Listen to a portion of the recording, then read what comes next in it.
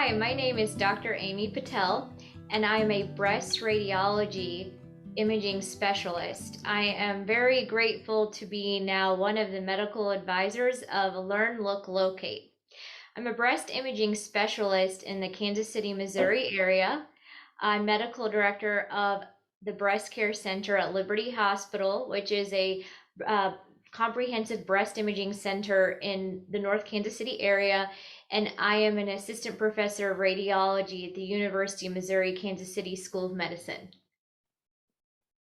What do you plan on doing as a medical advisor with Learn, Look, Locate? I'm really looking forward to collaborating with Learn, Look, Locate. I think it's so imperative that as physicians, we collaborate with patient advocates and healthcare stakeholders to educate patients. And arguably now more than ever, patients are looking at digital means to obtain information, whether it is a review on a platform, whether it's a website.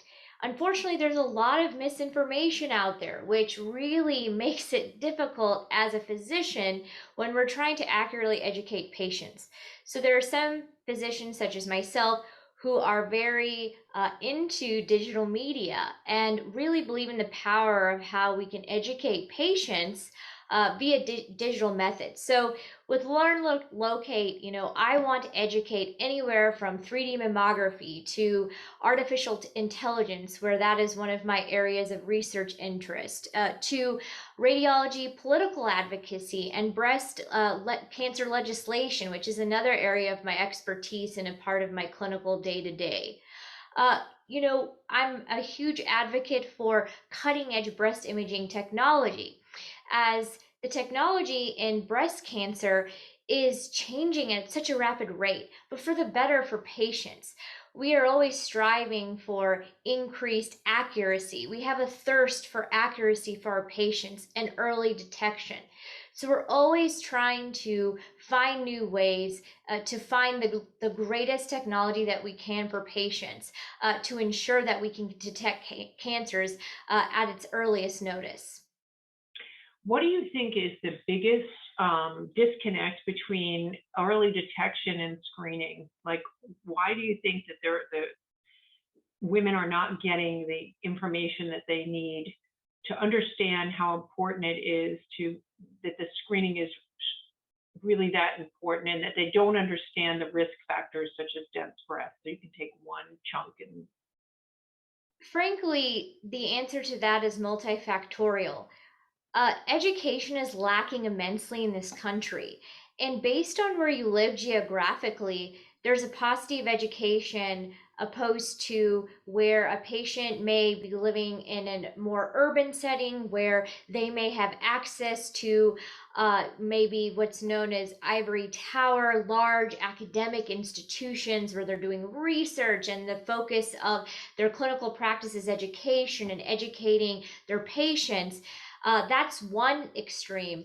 But the reality of most patients in this country is that they are being seen by more generalists, more of a private practice kind of setting, more of a critical access care hospital, maybe in the middle of rural America, where education is really, really lacking.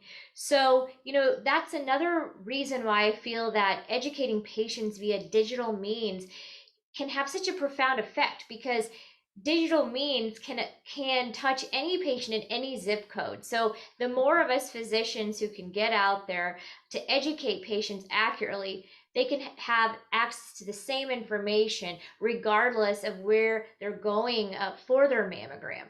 As in terms of topics such as breast density, where it's still very mystifying for a lot of people, frankly, breast density itself is mystifying for certain physicians in medicine. So one thing that I do, particularly in my practice in my neck of the woods in Kansas City, Missouri area, is actually go out and meet with my referring providers, with primary care providers.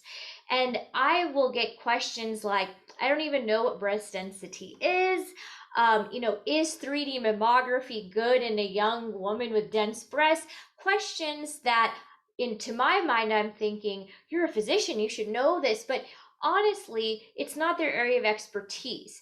And that again brings me to another point too, is that as a patient, if you have that choice, you need to know who's reading your mammogram. You need to know who's interpreting your breast imaging, because having a breast imaging specialist interpret that can make all the difference compared to maybe a general radiologist who reads some mammography, some breast imaging, opposed to somebody such as myself who reads 100% breast imaging, and that's all I do is focus on one anatomical part, the breast, so that if there is a subtle irregularity or something in the breast, I'm more likely to find it.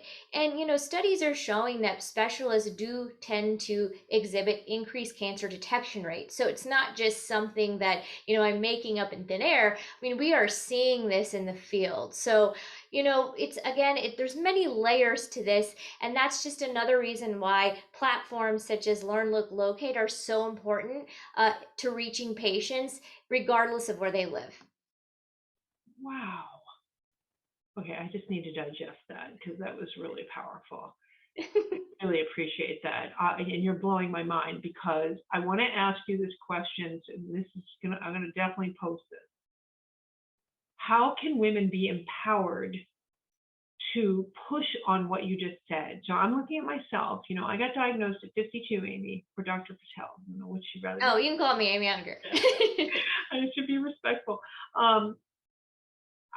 It's a car wash. It's like go in, smash it, leave, you're done. Get the note, move on with your life. Go in, leave, right? So how do you take someone like me? Some women are too scared to get them. I got them, thought I was doing the right thing. So a lot of women have apprehension of getting a mammogram because just of what what it entails in terms of the compression of the breast, and they're worried it's going to hurt, and that in and of itself can deter a patient from getting a mammogram altogether. So my advice would be that do your research where you are geographically. Research a bona fide breast imaging center. Typically breast imaging centers that are affiliated with a hospital, they typically have more comprehensive breast care from the point of needing, whether it's a mammogram, like a screening mammogram where you're just going in for a routine, to a diagnostic mammogram where maybe they saw something on the routine mammogram and need to work it up now, an ultrasound, to having a radiologist that's available, oftentimes a breast imaging specialist that can talk to you about what they're seeing, what they're recommending. And then if you end up having to have a biopsy and it ends up being cancer, typically these breast centers that are affiliated with hospitals will have anywhere from breast surgery to medical oncology to radiation oncology, anywhere from a nurse navigator to help guide you in your care. Whereas if you go potentially to somewhere like an outpatient imaging center where there's no affiliation with any hospitals and there's no navigators to navigate you with your care, patients can be very, very lost of what to do next.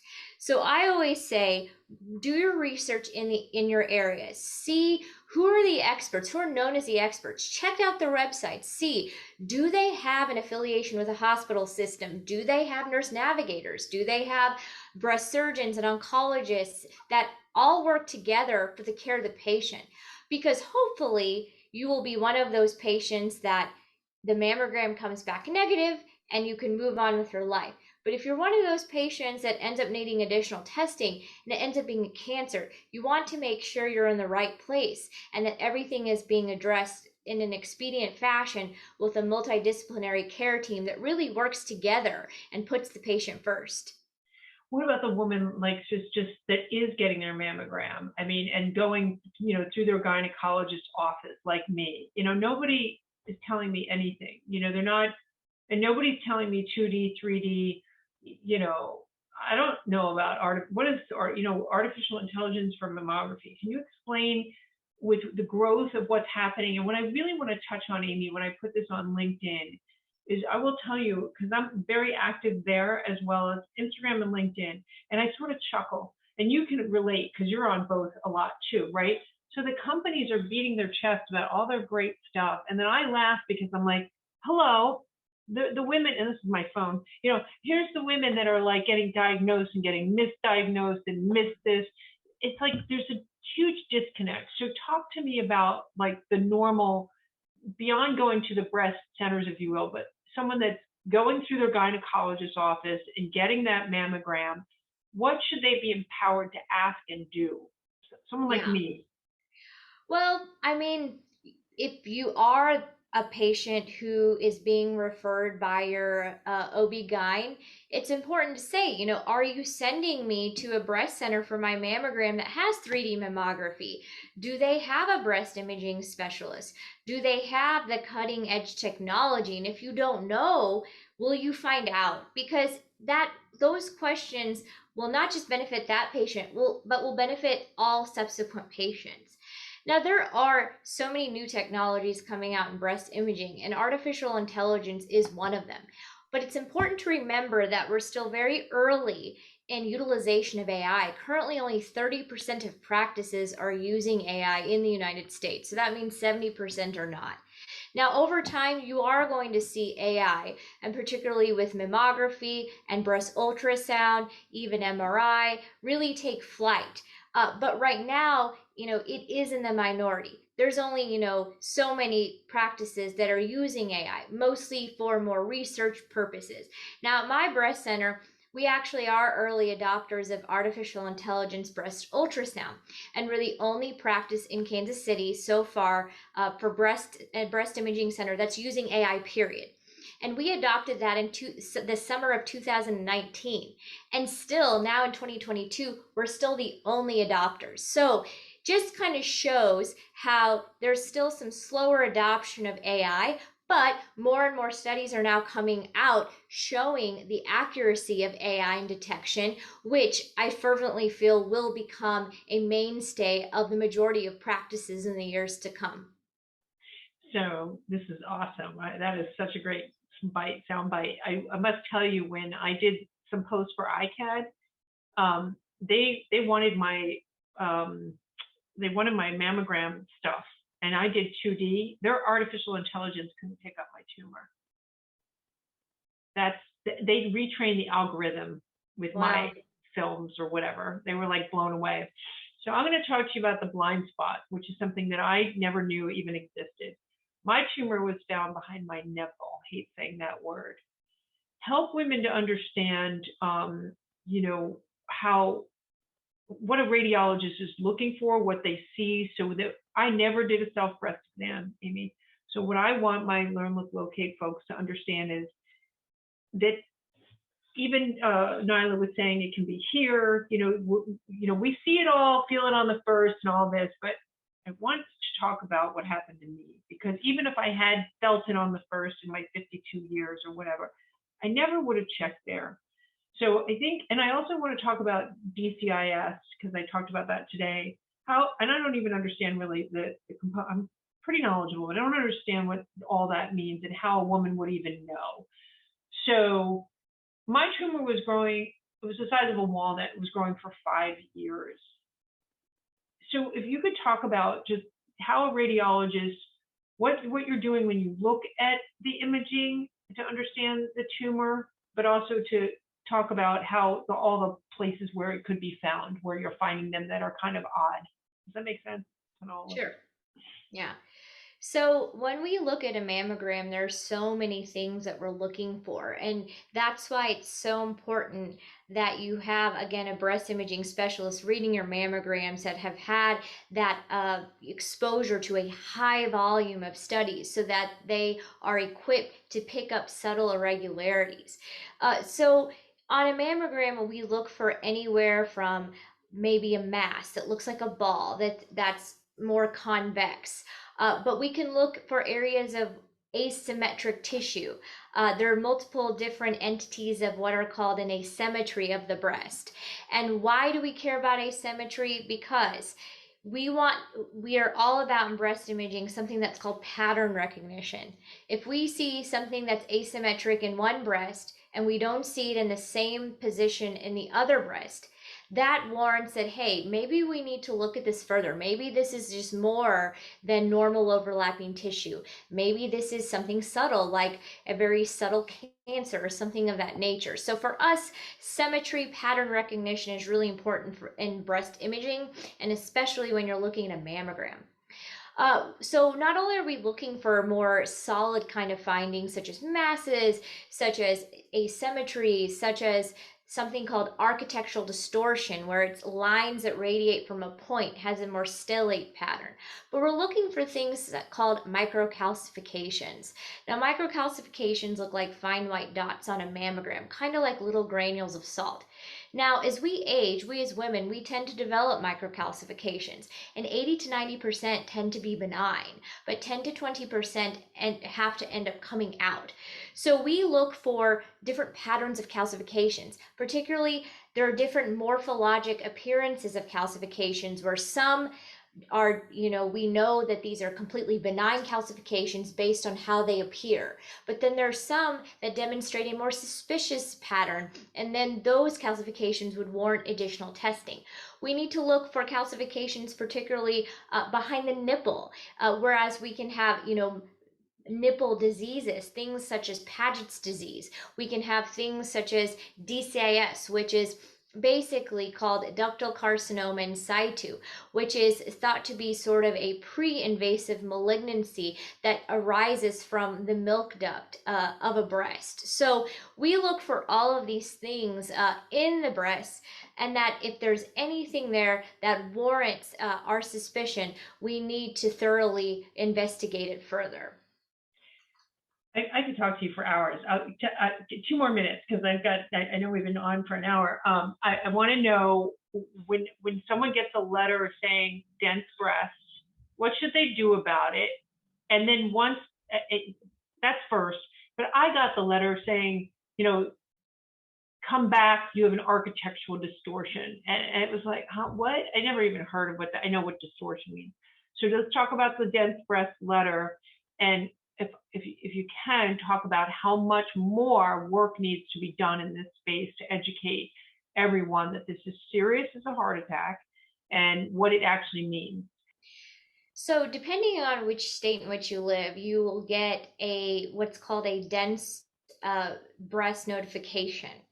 So unfortunately, in this country, not every state's patient is getting that letter, that if they do have what is called dense breasts, where you see more white on the mammogram, which is the degree of the fibroglandular tissue of the breast, then, that notification of breast density should come to you depending on which state you live in. So for example, in Missouri, where I practice, dense breast notification law passed in 2015.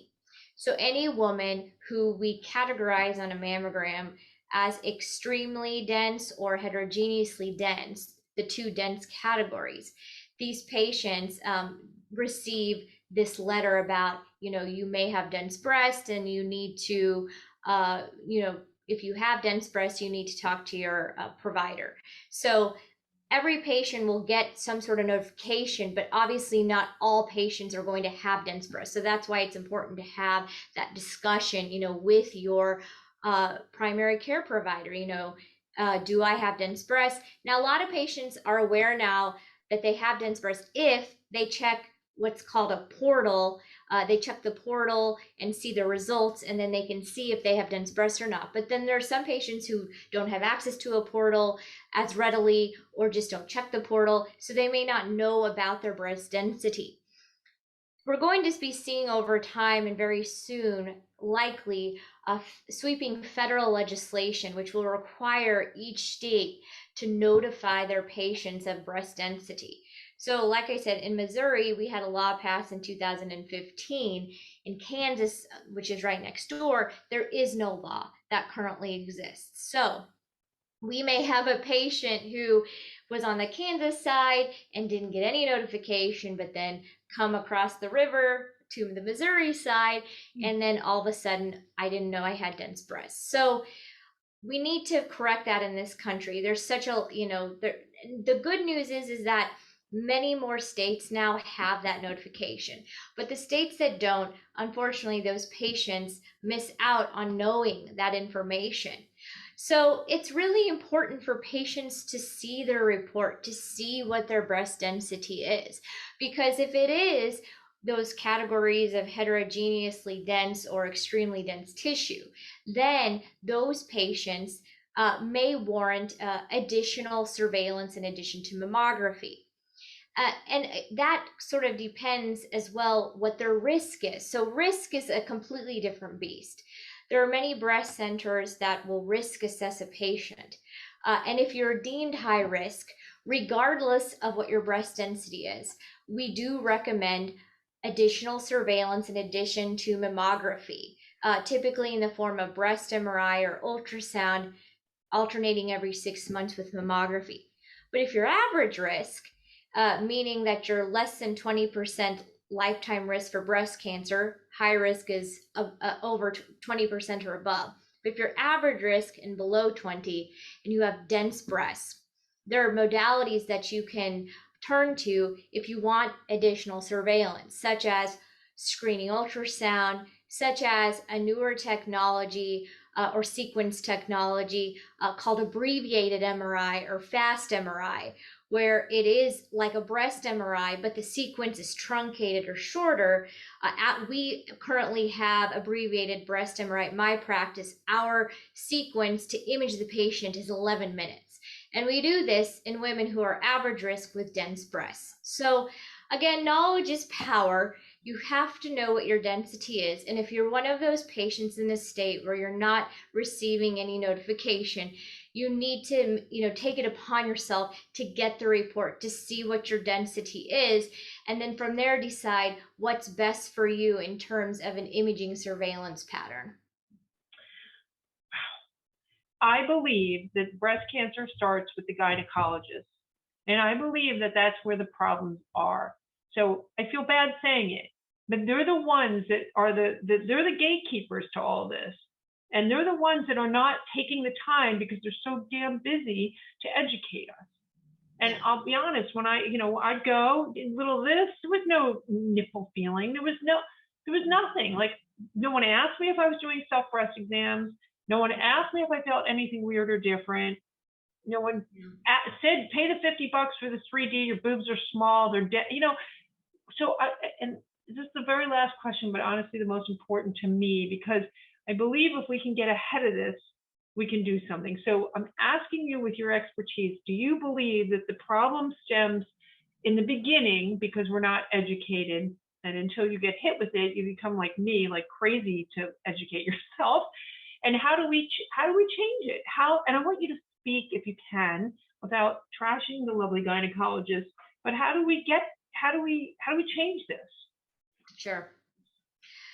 Well, in the United States, sometimes patients don't see an OB-GYN for essentially a referral for a mammogram. There are many places in this country where if you want to get a routine screening mammogram, you don't need a doctor's order. You can walk in and have it done. Now, if you're called back for a finding, then you would need a doctor's order for a diagnostic mammogram and possible ultrasound. There are a lot of patients who do see an OB-GYN for breast, whether it's an annual exam, whether the OB-GYN is like, oh, you're overdoing your mammogram, we need to get you in. But there are a lot of primary care providers too in this country that manage the same thing as OB-GYNs. It really does come down to, I feel, and although it does take more time, I do feel that we as breast specialists are equipped with that knowledge. We need to spend time with our referring providers. If we can equip them with the knowledge, they can equip their patients with the knowledge. I am very blessed to have a really amazing referral base where they are constantly asking me questions. They're constantly allowing me to come in during their monthly meeting to talk about any updates or anything they need to notify their patients of. I constantly have our OB-GYNs calling me, asking me, what do I tell the patient about X, Y, or Z? But that is a rare situation. Many patients unfortunately face kind of what you did, in that regard of where, there's just a complete lack of education and a complete disconnect. So, to me, the only way we're going to rectify this is as the ones who are the gatekeepers in a sense of breast cancer detection, breast cancer treatment, whether you're a breast radiologist, a surgeon, a breast oncologist, we really need to take it upon ourselves as a community to extend that olive branch to our colleagues in primary care, OB, to really educate them to help our patients, because their patients ultimately are our patients. So collectively, we need to be working together so that patients don't go through a horrible experience where they're not, aware of, oh, I did not realize that, I'm supposed to be doing a self breast exam monthly, 7 to 10 days after my menstrual cycle, and how to properly do an exam. I spend a lot of time with patients showing them, how do you do a proper self breast exam? When do you do it? Because just because you are going in for your annual mammogram, something may pop up in the interim where you could feel it. Or alternatively, you may be doing those self breast exams monthly, but there might be something growing that you can't feel yet. And so that's why going in for your mammogram is just as important as the self breast exam. So again, I think it's just going to come down to education, and we as a breast cancer community are going to have to push a little harder, I feel, with our referring providers to educate them so that they can accurately educate their patients.